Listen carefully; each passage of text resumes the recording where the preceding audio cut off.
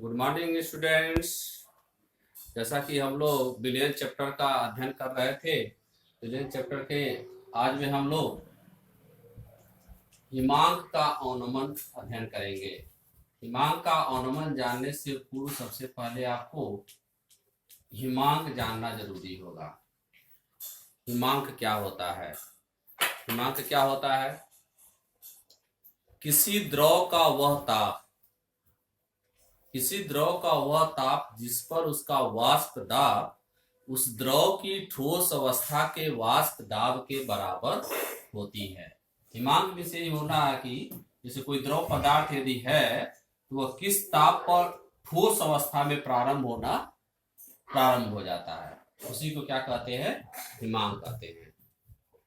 अब हमको जानना है हिमांक का अवनमन। जैसा कि हम पहले से पढ़ चुके हैं, यदि किसी द्रव विलायक है,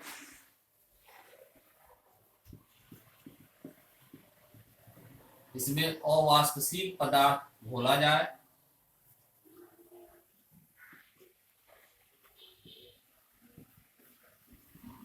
यह विलयन बनेगा। सपोज करिए इसका हिमांक T0 है, इसका हिमांक TF है। तो देखेंगे किसी भी द्रव विलायक में कोई अवाष्पशील पदार्थ जब विलय किया जाएगा तो उसके वाष्प दाब में, मतलब वाष्प बनने की दर में, वाष्प दाब में कमी हो जाएगी। इसका मतलब यह होगा जो विलयन प्राप्त होगा पहले विलयन की तुलना में अधिक ठंडा होगा।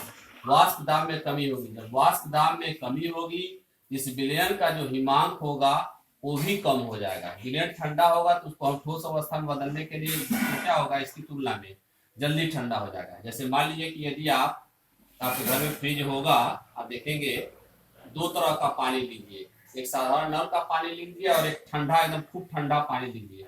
दोनों को फ्रीजर में डाल दीजिए, देखेंगे जो खूब ठंडा पानी होगा वो पहले ठोस अवस्था में परिवर्तित होगा, उसके पश्चात जो नॉर्मल पानी है वह ठोस अवस्था में परिवर्तित होगा। तो जब हम किसी द्रव विलायक में कोई अवाष्पशील पदार्थ घोलते हैं, जो विलयन प्राप्त होता है उसके वाष्प दाब में अवनमन हो जाता है, और वाष्प दाब में अवनमन के कारण ही उसके हिमांक में क्या होती है, कमी हो जाती है। सपोज करें कि द्रव विलायक का हिमांक T0 है, द्रव विलायक का हिमांक क्या है? T0 है, और विलयन का हिमांक क्या है? TF है। तो हिमांक का अवनमन देखेंगे डेल्टा TF से प्रदर्शित करते हैं इसको। डेल्टा TF बराबर हो जाएगा T0 माइनस TF। यह होगा आपका हिमांक का अवनमन। अब हम हिमांक के अवनमन को एक ग्राफ की सहायता से भी प्रदर्शित कर सकते हैं, जैसे जो विलयन लिया गया था। मान लीजिए कि ये ग्राफ यहाँ खींचा जा रहा है, यहाँ पे आपका वाष्प दाब है, यहाँ पे क्या है? वाष्प दाब है, और यहाँ पे आपका ताप है।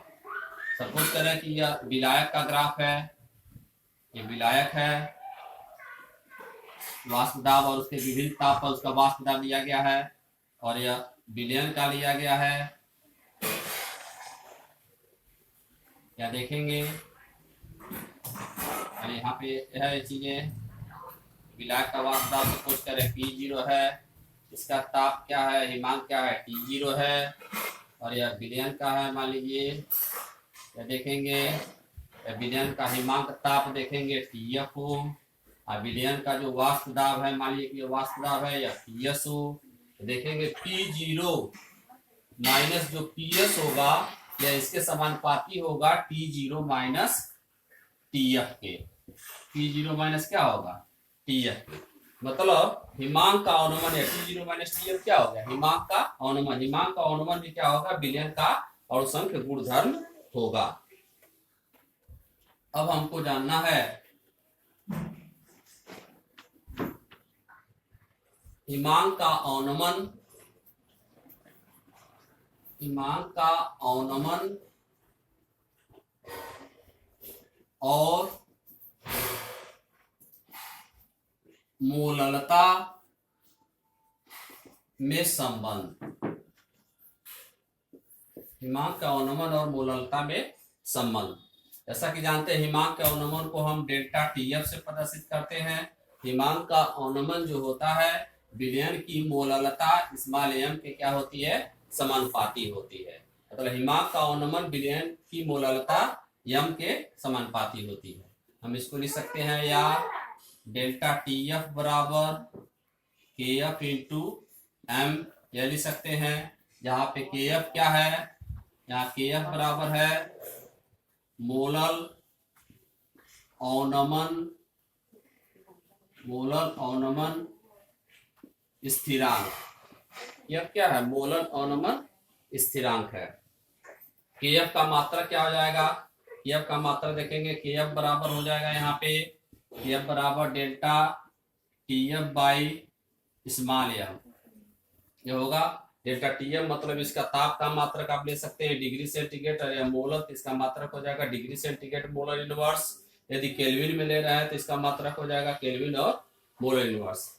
और के एफ क्या है, प्रत्येक विलायक के लिए मोलर अवनमन स्थिरांक का मान क्या होता है, निश्चित और स्थिर होता है। तो आपको एक ही सूत्र है याद करना है, जैसे उसमें याद किए था क्वथनांक उन्नयन से, वैसे इसमें भी delta T F equal to K F into M. अब यहाँ आपको डिफिनेशन देना है मोलर अवनमन स्थिरांक का, मोलर अवनमन स्थिरांक। तो सपोज करिए कि 1000 ग्राम विलायक हो, क्या हो, 1000 ग्राम विलायक हो और इसमें अवाष्पशील विलेय का हम 1 मोल घोलें। अवाष्पशील विलेय का क्या करें, 1 मोल घोलें। तो 1000 ग्राम विलायक में अवाष्पशील विलेय पदार्थ का 1 मोल घोलने पर हिमांक में जो कमी होगी, 1 मोल घोलेंगे तो विलयन वो ठंडा होगा तो उसके हिमांक में क्या होगी, कमी होगी। 1 मोल घोलने पर हिमांक में जो कमी होती है उसे मोलर अवनमन स्थिरांक कहते हैं। इसे केएफ से प्रदर्शित करते हैं। इसे किससे प्रदर्शित करते हैं, केएफ से। प्रत्येक विलायक के लिए केएफ का मान निश्चित और स्थिर होता है। अब हमको जानना है यहाँ पे मोलर अवनमन स्थिरांक तथा अणुभार, मतलब मोलर अवनमन स्थिरांक की सहायता से कैसे हम अणुभार को ज्ञात कर सकते हैं। जैसा कि हम जानते हैं डेल्टा टी एफ बराबर के एफ इंटू एम, एम क्या है, मोललता है, एम क्या है, मोललता है। या delta T F equal to K F into M के जगह पर देखते हैं मोललता बराबर होती है मोलों की संख्या W बाई एम बटे विलायक का भार किलोग्राम में, जिसको जैसा कि पिछले लेसन बताया गया था क्वथनांक को उसी के आधार पर यहाँ पे लिख सकते हैं। स्मॉल w विलेय का भार है, विलेय का अणु भार है, और विलायक का भार ग्राम में है। या यहाँ से ले सकते हैं हम स्मॉल एम बराबर देखेंगे, एम का मान यह देखेंगे निकाला जाए 1000 के एफ स्मॉल w अपान delta T F into capital W।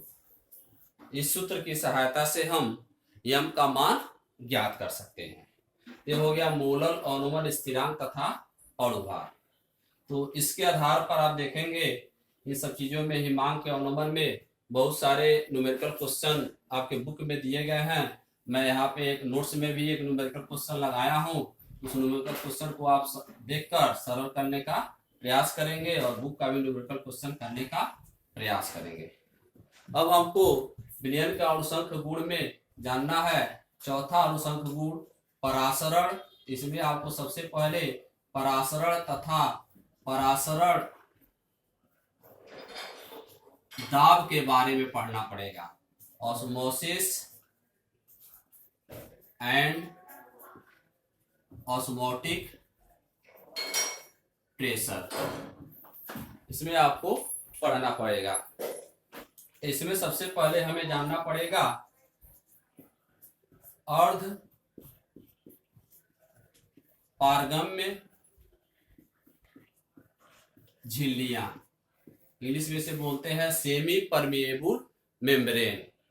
अर्धपारगम्य झिल्लियां क्या होती हैं? जैसे कई प्रकार की झिल्ली होती है, जैसे एक पारगम्य झिल्ली होगी।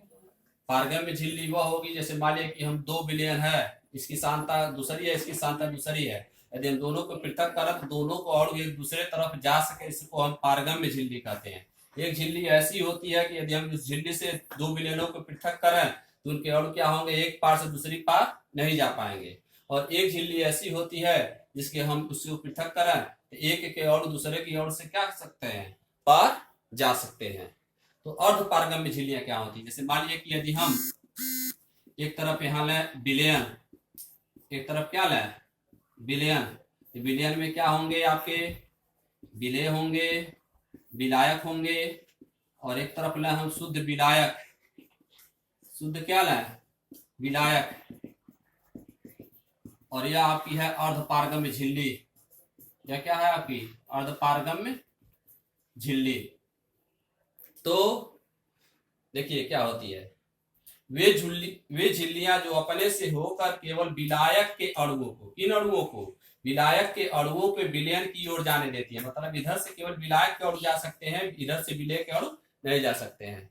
उसे क्या कहते हैं, अर्धपारगम्य झिल्लियां कहते हैं। जैसे आप देखे होंगे अंडे की झिल्ली होती है, बकरे के आशय की झिल्ली होती है, और ये सब जंतु कोशिका की झिल्ली होती है, वनस्पत कोशिका की झिल्ली होती है।